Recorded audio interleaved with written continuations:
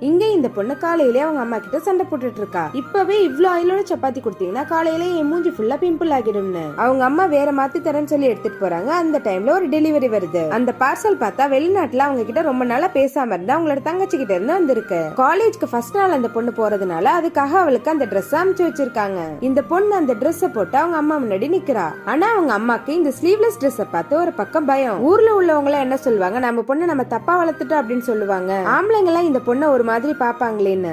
Night ஆனா இந்த பொண்ணு கனவு கண்டுட்டு இருக்கா, நாம இந்த ட்ரெஸ் போட்டு போனா எல்லாரும் நம்மள அப்ரிஷியேட் பண்ணுவாங்க, பாய்ஸ் எல்லாம் தானா வந்து ப்ரப்போஸ் பண்ணுவாங்கன்னு. ஆனா அவங்க அம்மாக்கும் இந்த பொண்ணை இந்த ஸ்லீவ்லெஸ் ட்ரெஸ்ல யாரோ ரெண்டு பசங்க துரத்துற மாதிரி கனவு வருது. பயந்து எந்திரிச்சவங்க நைட்டோட நைட்டா அந்த ஸ்லீவ்லெஸ் ட்ரெஸ்ல ரெண்டு கைய வச்சு தச்சு அந்த பொண்ணை எழுப்பி காட்டுறாங்க. அதை பார்த்து அந்த பொண்ணு திட்டி சண்டை போடுறா.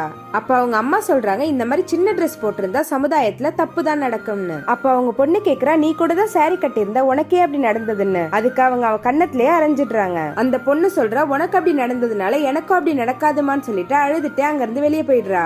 ஆக்சுவலி என்ன நடந்திருக்கும்னா, அவங்க சின்ன வயசுல இருக்கும்போது அவங்க ஃபுல் சாரி கட்டி இருப்பாங்க. அப்ப அவங்க சொந்த மாமாவே அவங்க கிட்ட வந்து தப்பா நடந்துப்பாங்க. ஊர்ல இருக்க எல்லாருமே இவ சாரிய மாடர்னா கட்டினதுனாலதான் இப்படி ஆகிடுச்சு அப்படின்னு சொல்லி இருப்பாங்க. புருஷங்காரன் கூட இதனாலதான் அவங்க கிட்ட இருந்து டைவர்ஸ் வாங்கிட்டு போயிருப்பான். நாம எப்படி ட்ரெஸ் போட்டாலும் ஊர்ல இருக்கிறவங்க எல்லாம் தப்பா தான் சொல்ல போறாங்க அப்படின்னு நைட்டோட நைட்டா அந்த ட்ரெஸ் ரீமாடல் பண்ணி சாரின்னு சொல்லி எழுதி வச்சிருப்பாங்க.